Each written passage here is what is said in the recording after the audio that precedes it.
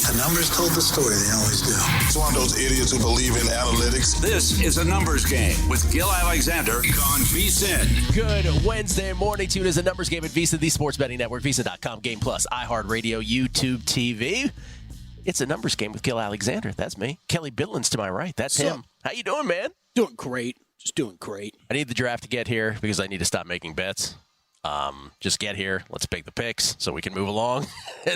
Every day there's a different story. It's weird these days, like especially this week, because we're up really late watching NBA and stuff like that. But I had that moment like driving in this morning. I'm like, the draft is tomorrow already. Tomorrow we can finally say that. Happen? Yeah. But then at the same time, you're also like, I feel like we've been talking about the draft for 7 straight weeks. When obviously that's not true. And when I step back, and just because I didn't step back, when I was driving in this morning, this is true, I was thinking to myself, do you have any idea what's going to happen after 2? And the answer is, I have no clue. No idea. No idea. And we sort of threw it in about Drake May yesterday. We were like, he specifically is the guy that you could, no idea. He could go. No he could go idea. second or not in the first round tomorrow, and I don't know if I'd be surprised, Gil. It feels like an Aaron Rodgers drop kind of thing when Aaron Rodgers dropped. Yeah. I don't know. Not to compare him to Aaron Rodgers, but you get the idea. Aaron Rodgers went, 24th that year? The year that Alex Smith went number 1. We will talk NFL draft with Will Hill. JVT, in addition to the NBA, we'll have some NFL draft thoughts, as will Sia Nejed, who will talk golf with us, but he too will have NFL draft thoughts. David Silverston, senior draft analyst at Our Lads Scouting Services, will join us as well, Kelley, to talk NFL draft, how he thinks this is going. And then there's Jason Weingarten, who, for God's sakes, who knows what he'll talk about, maybe even taking a new DEI job somewhere like he talked about last time. I don't know. Before we get into all of that, including the NBA with JVT, let me get the Guardians portion out of the way, because if you allow me to talk Guardians, I may go on for 2 hours. So let's get it on right here. Guardians win yesterday. For those who have either jumped on this bet with me, and I know there's a lot of you who have, and also to those who have been so kind to say they're not even involved, but they're rooting us on. Thank you to you. Love you for that. Guardians win, come from behind win over the Red Sox yesterday, 4-1. That brings them to 17-6. So again, the initial handicap, those 17 games against the Oakland Athletics, 7 of them, the White Sox 3, and the Red Sox 7. Why the Red Sox in that group? I rated the Red Sox worse than most people did, so I threw them in that group, and I thought those were the 17 games they had to make hay on, and they have. They're 12-3 now, with 2 of those games remaining today and tomorrow against the Red Sox. But, Kelley, that's the good news. The Guardians control their own destiny, 6 games left. That's the good news. The bad news is this ain't over, because they got those 6 games left, and the Braves and the Yankees just won't go away. Braves specifically. Go away, Braves and Yankees. Go away. Braves are 16-6. The Yankees are 16-8. They are the only 2 teams within 1 win of the Guardians. Now, remember, the rules are different here at Circa. The tiebreaker is fewest losses if you end up with the same amount of wins, and then the second tiebreaker is run differential. The Guardians have the edge in run differential by 12 over the Braves and are tied with the Braves for the fewest losses. So the tiebreakers look good. Now, if it's at DraftKings, it's a dead heat. And this would be, let's put it this way, if we won this and you got dead heated, that'd be a sucky thing to get that math taken from you. But here's the deal, and I just want to couch it this way right now. I'm going to say that the 2 games tonight and tomorrow are, and we can say this about all 6 games, obviously, but tonight and tomorrow specifically to me are monster. And here's why. Follow me here. Remember when I went through the path earlier, I said this was a series they had to go 2-1 in, at least. If they can go 3-0, it would be ideal, meaning winning today and winning tomorrow. By the way, thank goodness we didn't get rained out yesterday. We were literally dancing through the raindrops.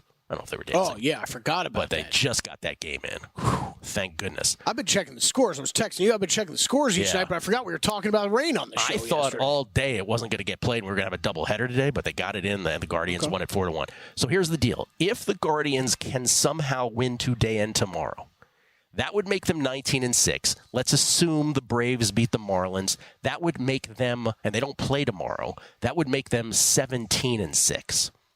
So now, remember this, the only team that has been unluckier than the Guardians who not only lost a game to rain in Minnesota, but also lost their ace Shane Bieber to Tommy John surgery, is the Braves.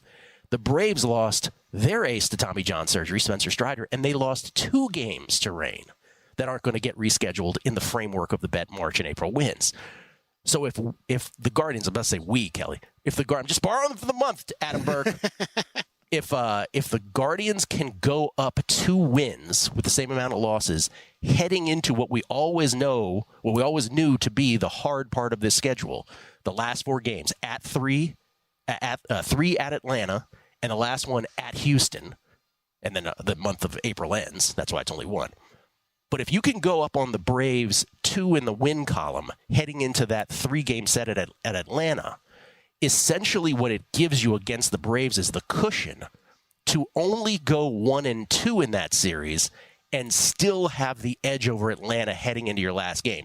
So what it does is, unless you get swept, it cushions you from a somewhat disaster, right? So if you go 1-2, you still have the edge over the Braves. And then you say, yeah, but Gill, what about the Yankees who still have 16 wins? You're right. The Yankees are still a problem because the Yankees have 1 more game to play than the Guardians do. But here's the deal with the Yankees. After these 2 games against the A's today and tomorrow, then they've got 5 at Milwaukee and at Baltimore, total 5 games. And you got to figure that in those 5 games where they're at Milwaukee and Baltimore, those teams are all going to beat up on each other. So I think, getting back to the original point, tonight and tomorrow are the most monster of all monstrosity for the Guardians, for the reasons stated. I think if you can somehow obviously, got to win at least one of them, going back to the 2-1 in this series to move this along. But if you can win both of those and sweep the Red Sox and get us to 14-3 in those 17 games and have that 2-win edge over the Braves, knowing what the Yankee schedule is coming up, despite your schedule, it will be such a great position to be in. So just absolutely huge today and tomorrow. Any thoughts of taking, like, I don't know, over what are they got? Over 2-1 on the A's and stuff like that, playing the Yankees right now.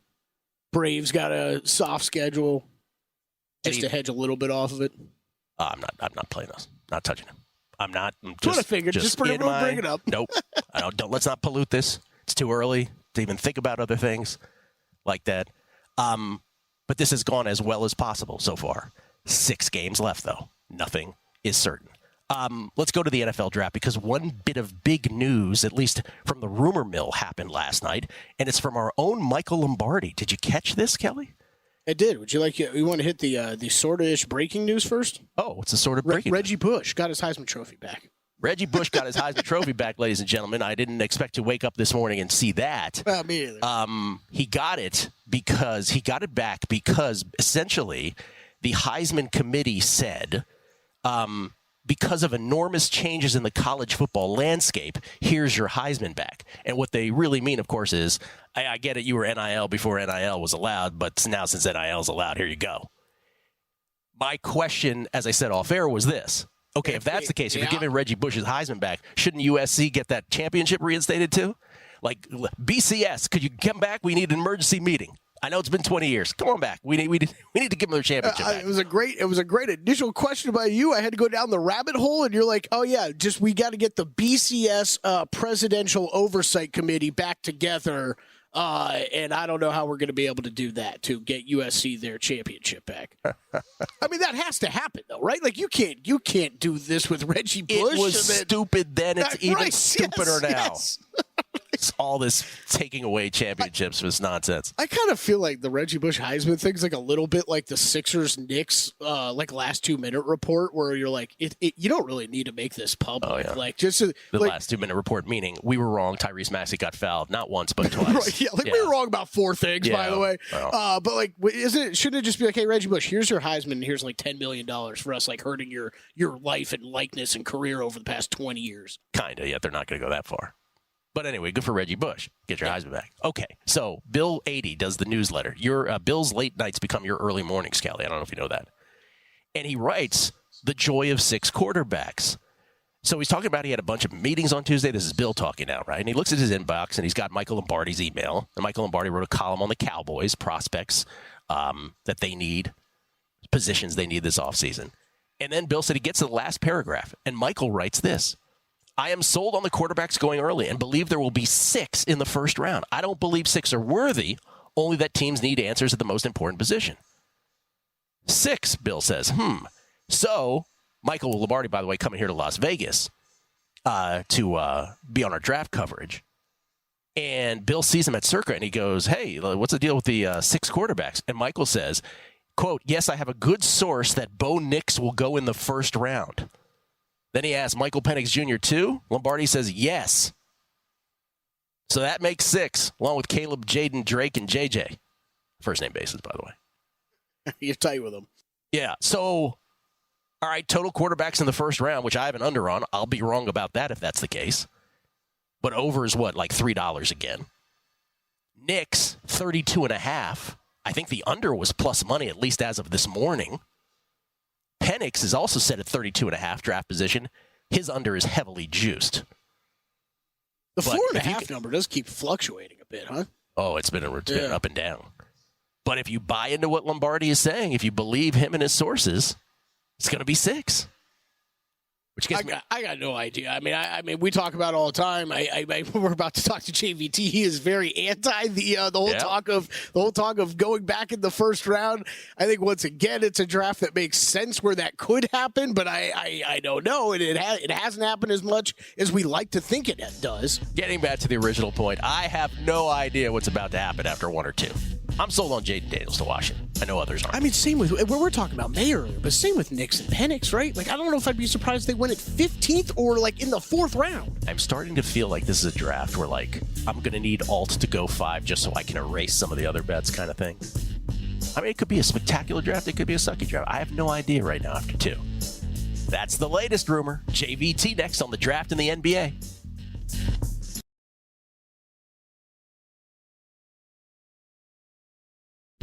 A numbers game on VSiN, the sports betting network. Experience the thrill of the NFL Draft with VSiN's exclusive coverage on Thursday. That's tomorrow, starting at 6 p.m. Eastern, with VSiN primetime host Tim Murray, Jonathan Von Tobel, and special guests Mike Golick Sr. and Mike Golick Jr. as they dive deep into the draft prospects and predictions. Stay locked in for a special edition of the GM Shuffle at 8 p.m. Eastern, where former NFL exec Michael Lombardi and Femi Abebefe bring you real-time analysis of the first-round picks. Michael will give his thoughts on every draft pick and trade as they happen. Watch this special edition of the GM Shuffle on VSiN, DraftKings Network, or on VSiN's YouTube page. Cap off the night at 11 p.m. Eastern with VSiN Tonight, where they'll wrap up all the first-round action. Find all your NFL draft betting insights, including Matt Human's mock draft, by the way, as well, at VSiN.com/draft. Gill Alexander, Kelley Bydlon, live here at Bar Canada at the D. We get tweets real quick. Ben McGovern, I have no skin in the game of the Guardians bet, but I'm rooting for you guys. Take it down. Thank you, Ben. Stringfellow Hawk, riding with you, Gilly, at DK. Can you give a crash course in dead heat rules? Dead heat rules. Essentially, you let me give you the exact thing. Is you're dividing. Take your stake and divide it by however many guys you take. If you have 3 winners, you have to divide it by 3 in terms of what you're, if you had won it all by yourself, if you're tied with 2 other people, you have to divide it by 3. But then I think you also have to subtract your stake. That's where it gets ugly. There's also the crash course in dead heat rules, and then there's the real crash course in dead heat rules when you finally hit one. And then you find out. Yeah, then you're like, well, I didn't know this happened. The real life crash course is the worst the first time it happens. And then BP futures bet. I'm not in on the Guardians bet, but I have Tanner Houck on my fantasy team, so I was hoping for a quality Houck start.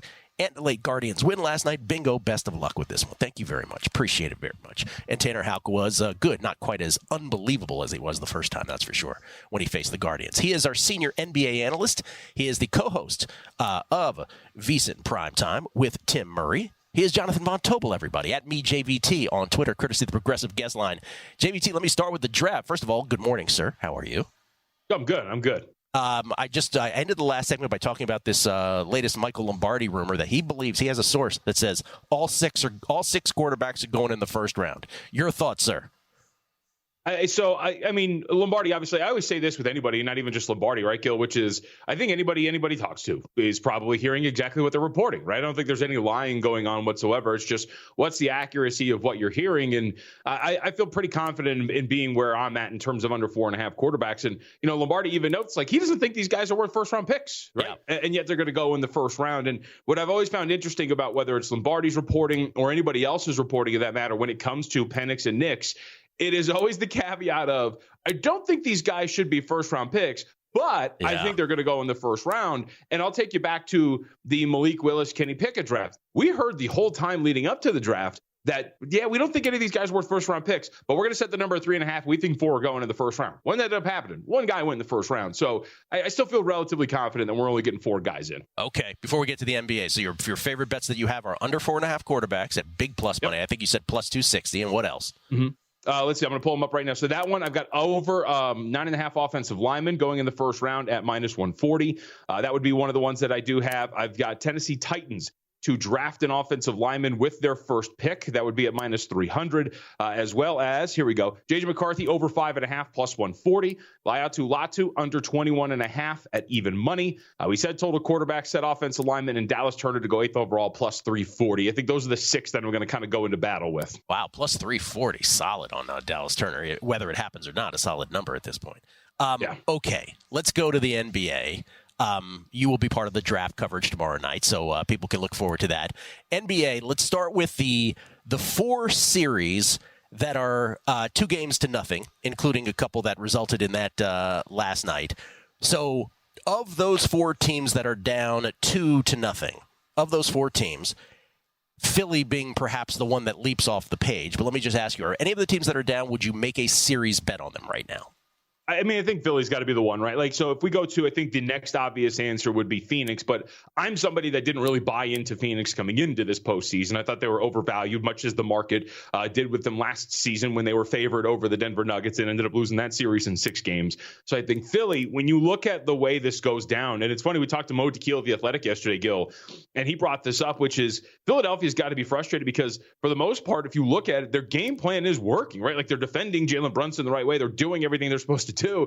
And yet these little things keep working against them when you talk about the foul calls at the end of the first game, the unreal shooting, or excuse me, in the second game, the unreal shooting that the Knicks had in the first game. And you can kind of look at this and go, I think you kind of stick by your game plan if you're Philly and just trust that home court holds out because home court is worth something, as we're kind of seeing here in the postseason. Some numbers would indicate. And then you go back to New York and you got to steal one. And you have the best player on the floor in terms of talent in Joel Embiid. So I think it's Philadelphia. And I know a lot of people might freak out about a 2-0 series lead, but again, you lose both of those on the road. You come back home, you take care of home court, you go back all knotted up 2-2, and it's the best 2 out of 3. So I don't think you're too worried about it. I mean, look, my team, they're down 1-0, or excuse me, they're tied 1-1.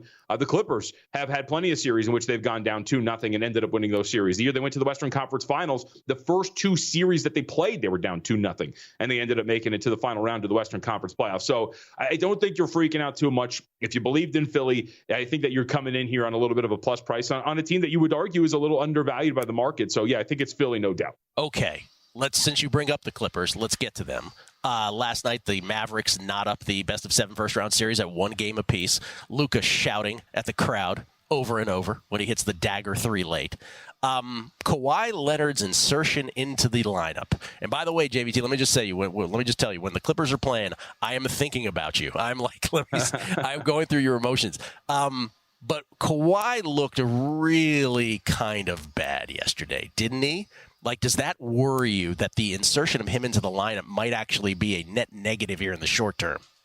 I mean, I think maybe in the first game, right? And I thought he did start to look a little bit more comfortable as he went down the stretch, right? He had a really powerful offensive rebound and a putback in the third quarter. They had that nifty play drawn up for him that looked like he was going to get an and one to cut the deficit to 2. And instead, of course, they ruled that it's not a foul.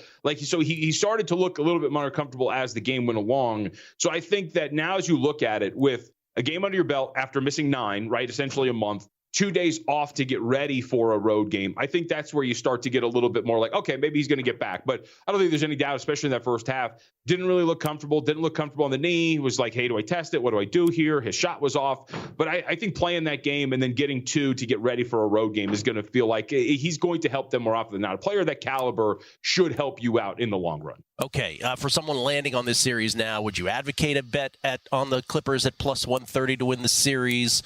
How would you play it? Game 3, by the way, the line that has been established is the Mavericks by 3.5 in Game 3 back in Dallas.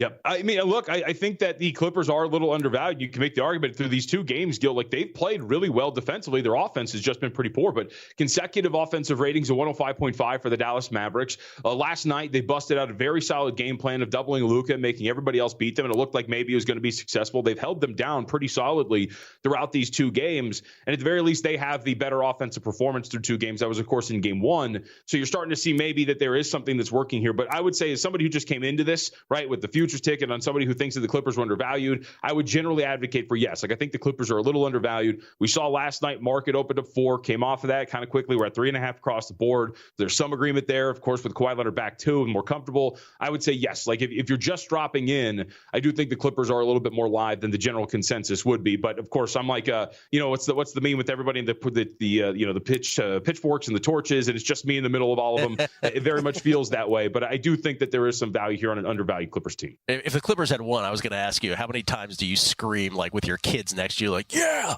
told you? Like, I was just that's my wife. Well, my kids go to bed they're about in bed by about 8:30. So the victim is my wife, who sits there and tries to read a book on the couch while I'm sitting there like shaking her. And when they went up by 6 points, and I was sitting there, you're like, let's go, Norm. After Norm hit the 3-point shot. But I knew. I even told her after he hit that I calmed down. I was like, they're going to lose this game. And sure enough, they did. So she's like, I married this. All right, tonight, yep. Celtics by 14.5 over the Heat, game 2. Thunder 7.5, game 2 over the Pelicans. Any thoughts? Any bets? I think you're going. So I'll say this really quickly for the Oklahoma City Thunder and the New Orleans Pelicans. I don't fault anybody for wanting to take the points with New Orleans. Not so much just because of the base result, like, hey, they didn't cover. The Pelicans grabbed 35.6% of their missed shots, guys, in that game. They had 18 offensive rebounds, had second chance opportunities.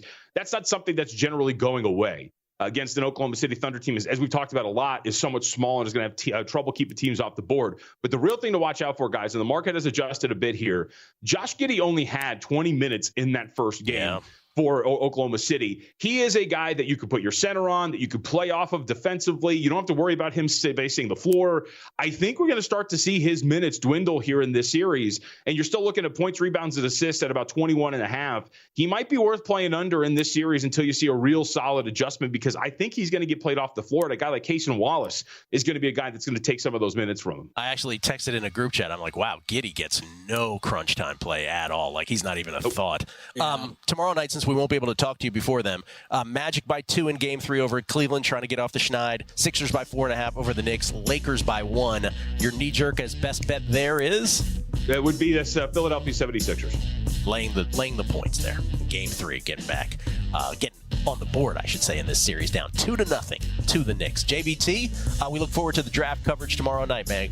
Thank you so much. Guys. Jonathan Von Tobel, everybody, and me, JVT. VSiN Primetime, weeknights, 6 p.m., right here at the network. We'll come back.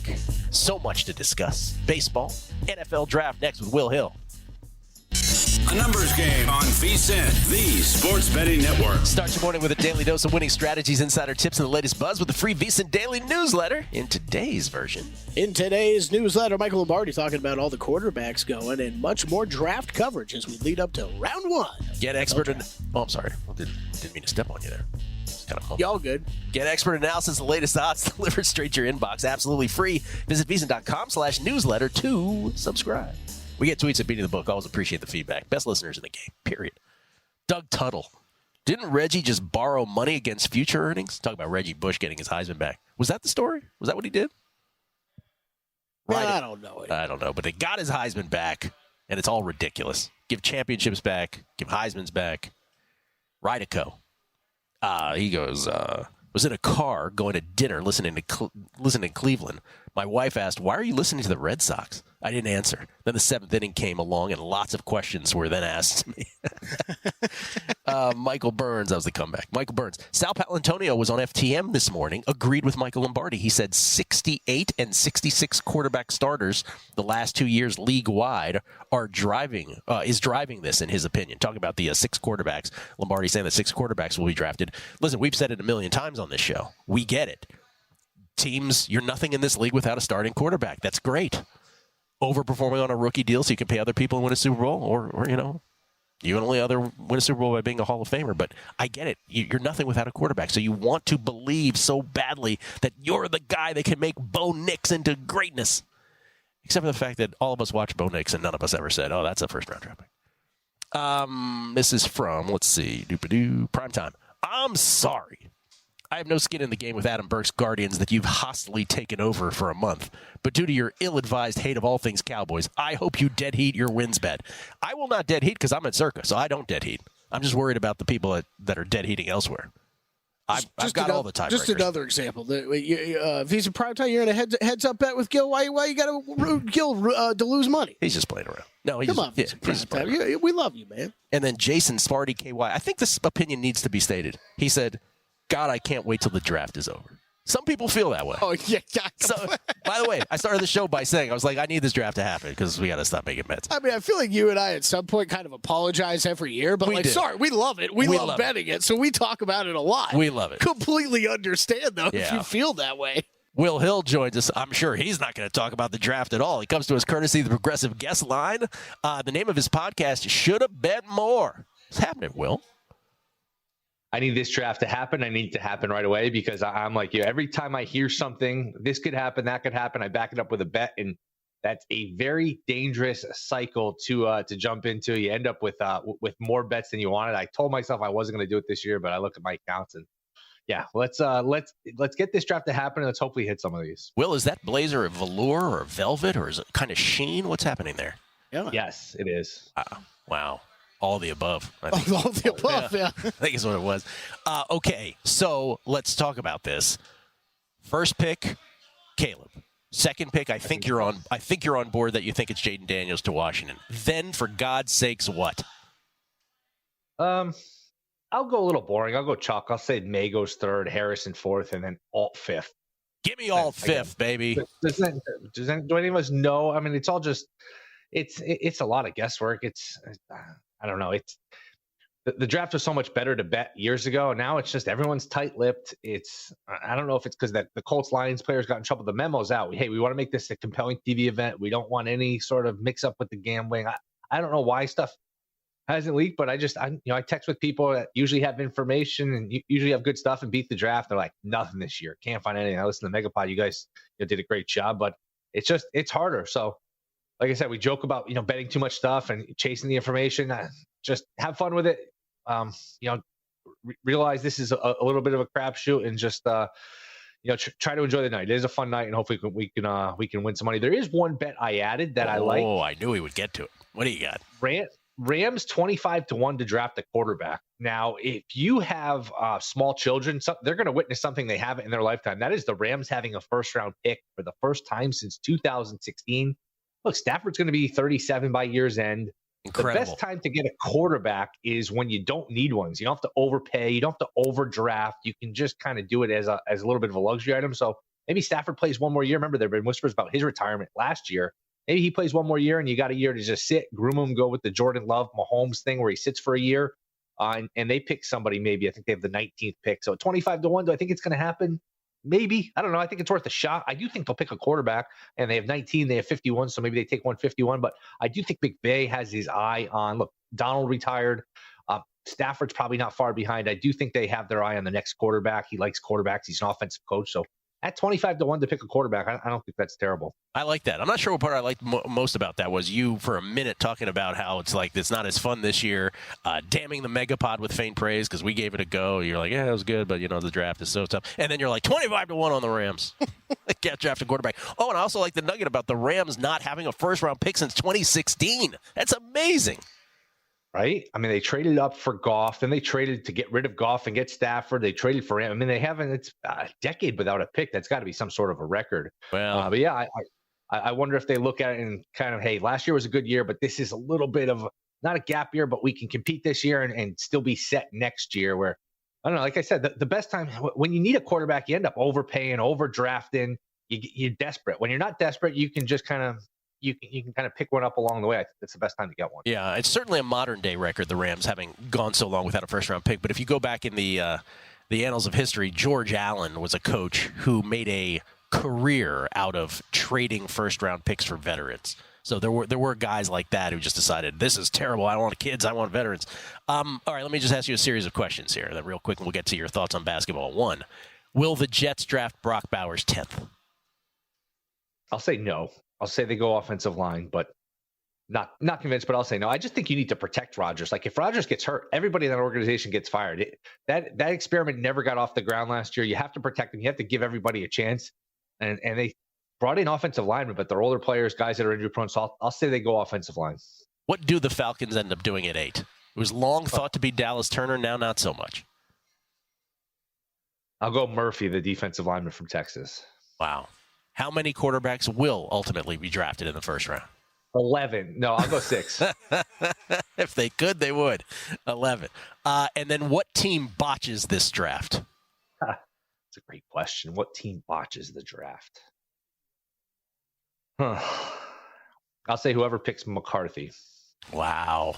Okay. I like that answer. I like that you went for the long-term answer and not the next day armchair quarterbacking winners and losers column pick.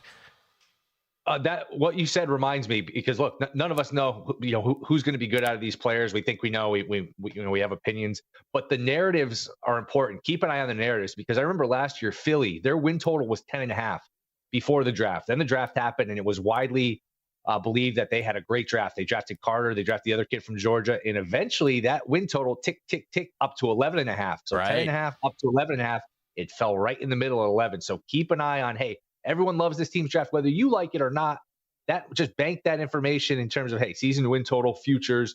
That can move. Well, draft doesn't move a ton of numbers, but if everyone loves somebody's draft, just keep that in mind for season win totals, things like that. Yeah, and again, with the exception of what I just asked Will about, and he came up with the J.J. McCarthy answer, which is a long-term thought, but I sort of goaded him into that answer. What we do here is not talent evaluation. We're just trying to win bets in a draft. And I hope because there's inevitably going to be some segment of the audience that's going to be like, oh, you said this guy was going to, we're not talking about whether they're good or not. I have no idea if Jaden Daniels is going to be good or not. I don't, but I know they should pick him too.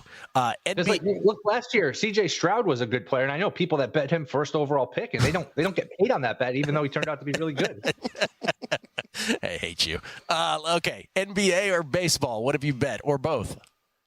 We'll go NBA. I laid $1.55 on the Celtics to sweep the Heat. I don't see how the Heat win a game. I don't see how they come within 10 points. They just cannot score. The Celtics have good defenders everywhere. The Heat, not just without Butler, but without Rozier. I mean, you're talking about Jaquez and Love and Hero. I know the Celtics play with their food and they get a little sloppy. Look, it's minus 155 now. The Celtics are going to win game 3 by 15, 20 points, probably more. And this line's going to be minus 230. They're going to be like an 8-9 point favorite in game 3. And as long as they win game 3, they're up 3-0. Miami's going to go 1-2-3 Cancun. They're not going to just rise up and win game 4 and try to extend the series. They know it's over. I think this is going to be over very quickly. So I'm okay laying the $1.55 on the sweep.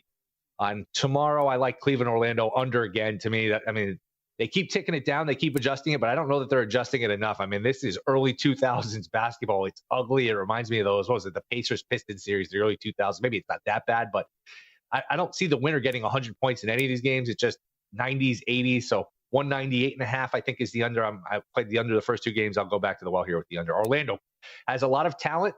None of that talent seems to include putting the ball through the hoop. That's right, which seems to be the object of the game, I'm told. Yes. Yeah, the Jimmy Butler thing, it sucks that we got robbed of at least being able to see that through. Yeah. We would have had a great 1 through 16 if we had Butler and we had Zion. It'd be very balanced. Those two hurt. It did. It did definitely hurt. Will, always a pleasure. Should have bet more. The name of the podcast. Who's your latest guest? Fred Siegel, Freezing Cold Takes. Oh, Freezing Cold Takes. Ask him about Kelley Bydlon Freezing Cold Takes. Did you ask him? Oh, I didn't know to ask him. Oh, I'm sorry, but Chris Singleton's going to be better than Kawhi Leonard. That was Kelley's. Thank you, Will. See you, Nejed, NFL and golf next.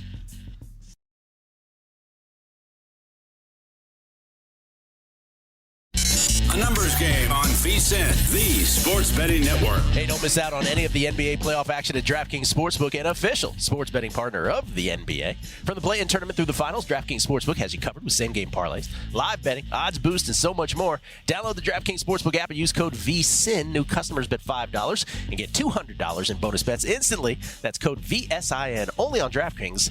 The crown is yours. We get tweets at Beating the Book.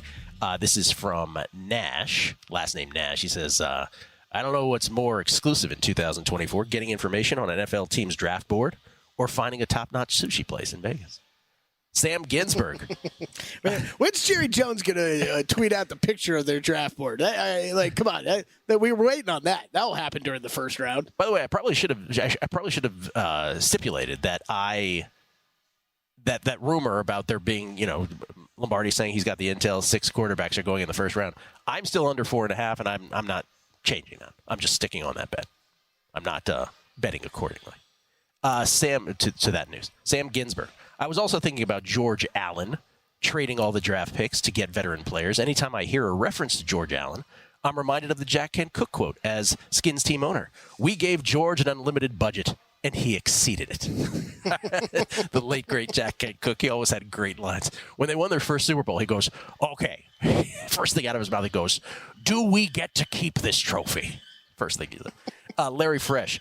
Oh, he's imagining the conversation I just had with Will. Gill, is that velvet or velour? Will, you know what they call a guy that pays that much attention to his clothes, right? Gill, an adult. That conversation did not exactly happen that way. Ladies and gentlemen, and again, we apologize to Sparty KY, Jason, who is sick and tired of talking about the draft. But Sia Nejed is here to talk golf with us. But yes, we will ask him about his NFL draft bets as well. He comes to us courtesy, of course, of the Progressive Guest Line. Sia, for those who don't know, on Twitter, at Sia Nejad, SIANEJAD, pardon me. Host and analyst for Monumental Sports Network in DC Sports Line. What's happening, Sia? What's going on, fellas? Listen, I come here armed and prepared for Zurich picks, but I know it's kind of like a down week in golf. So we've got that, but I love that we've got the NFL draft coming up tomorrow, 24 hours. That's amazing. You are not allowed to be on the show today without having NFL draft bets. I think that's the rule.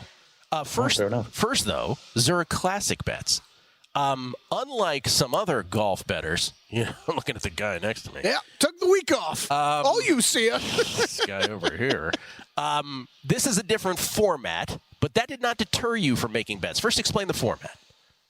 Yeah, the format is a team format. So you've got 160 players, which sounds like a lot, right? But it's 80 teams. It's pairs, which I think can be exciting for some people. I think the problem is the way the setup is and the lack of like big time players. I think that's part of the reason why you don't see a lot of fanfare for this. But you've got teams, 80 teams here, and you've got top 33 in ties that make the cut. So the format in terms of the structure, Thursday, Friday, Saturday, Sunday, I think this is the important part. So it's best ball for day one for Thursday, which means, let's say Xander Schauffele can't lay their pair. Each of them play their ball. If one gets a birdie, the other gets a par. Birdie is going to be their score on that hole. So that's what best ball is.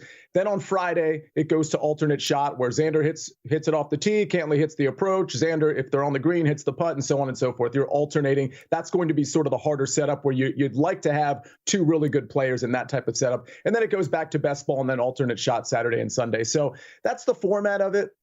We've got some heavy hitters at the top, obviously, with Schauffele and Cantlay and Zalatoris and Theegala and Rory McIlroy's in this tournament, which is pretty cool, and Shane Lowry. And then it gets to a lot of lesser names once you get past Morikawa and Kitayama. Schauffele just daring his wife to give birth, just daring her at this point. He's like, I'm playing all this stuff. Scheffler. Well, you're Scheffler. referring to Scotty Scheffler. Scheffler. I'm sorry. I said Schauffele. My bad. Scheffler's sitting this one out, thankfully. Yeah, exactly. Schauffele and Cantlay are the short shots here. Who did you bet outright, though? I went with a couple longer shots. Like, listen, this isn't going to be a card that's going to be as full as a normal card because there's just so much variance. And I think that's really illustrated by Davis Riley and Nick Hardy winning last year. Like two guys who I guess you could make the argument were kind of good course fits. I think they were around 80-1 last year. But long story short, they weren't even coming in with good form. So it was a huge surprise. Granted, favorites do tend to win this tournament as well. But I went with one of the favorites. They were plus 1,000. Now they're kind of down in the plus 850 range, plus 700, depending on where you look.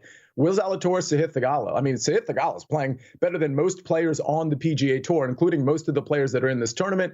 And Will Zalatoris, He's been a little up and down. I was a little discouraged by his off the tee play and his putting over the last few tournaments.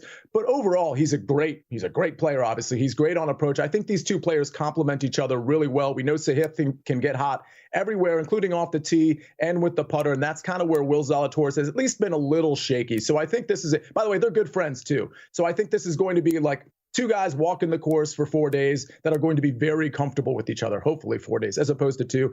I've got one other one here, Corey Connors and Taylor Pendrith. Taylor Pendrith is one of those guys that almost put him in the Davis Riley, Nick Hardy category as a guy that's kind of coming in with okay form, but I'm starting to see some flashes. And again, I put him in that other mold because he just hasn't been good for about a year. He missed a ton of cuts, but he's made 2 of his 3 cuts. He was good last week at Corrales. And Corey Connors, I think, complements him very well. Taylor Pendrith, really good off the tee, really good putter. Corey Connors, more of the ball striking variety that can be a little shaky with the putter. But if these guys get hot, I think plus 2,800 is a pretty good number, given that this field only has 4 or 5 prolific pairs. And you added a tournament 3-ball as well. Yeah, I mentioned Morikawa and Kitayama. I like them at plus 150. You can get this pretty much everywhere. Over the Højgaard brothers, that's Nikolai and Rasmus, who haven't been very good lately, and Hoagie and McNeely. Hoagie and McNeely actually have been good lately. Their metrics look really good overall over the last 4 or 5 tournaments. I think the issue I have here with them is I don't think they have the firepower that Kitayama and Morikawa have, especially considering how well Morikawa's played, particularly with the putter and with the ball striking really more off the tee there. But again, I'm getting plus 150 here in this 3-ball. It's not like it's a minus 110 number. So I think I'm getting the better pair with the better firepower, with at least nearly, if not better form than Hoagie and McNeely. I don't think the Højgaards are really going to be in this one too much. So give me Morikawa and Kitayama. Xander Schauffele just called. He's like, my wife's pregnant? It's twice I've done that now. All right, and if you thought team golf would prevent Sia from doing first-round leaders, you were mistaken. It's his bread and butter. What do you got here?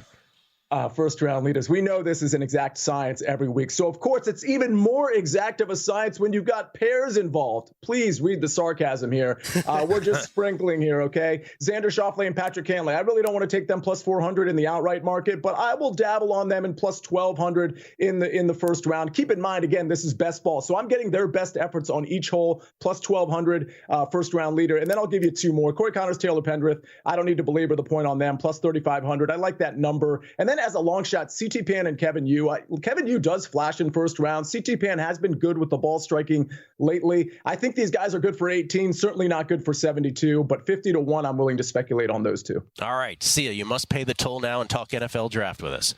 Caleb Williams goes first to Chicago. You're in D.C. Are they taking Jaden Daniels at number 2? They are taking Jaden Daniels at number 2. I was shocked about a month and a half ago, Gill, when I was on this show.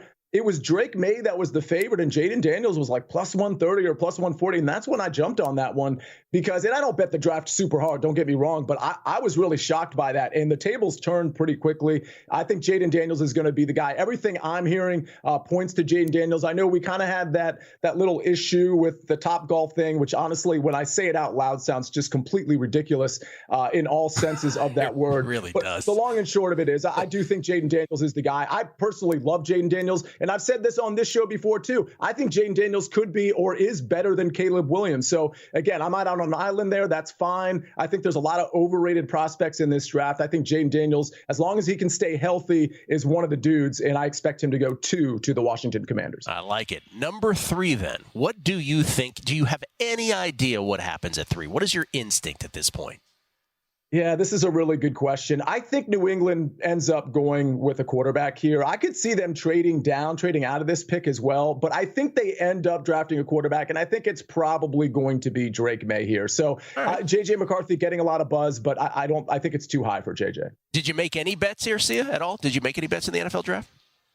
Yeah, on Jaden Daniels only. The only other one that I was really tempted to play was, and I think you're on the other side of this, was what was your quarterback bet? Because I think we could see another quarterback go after Drake May, after J.J. McCarthy in the first round. I think we could see – I think people are sleeping on Michael Penix Jr. personally. So it wouldn't shock me if he goes in the first round. Yeah, I did under 4.5 because I just thought the number got way too high not to play. Like I wasn't going to get involved. I wasn't going to get involved in number 2 either. But then when Jaden Daniels' number crashed, I was like, okay, I'm forced to bet. It's my obligation.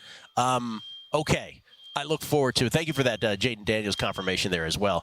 you believe if you do think it's Michael Penix, though, where do you believe he ends up? Do you think the Raiders make the pick on him at 13? Really, 13?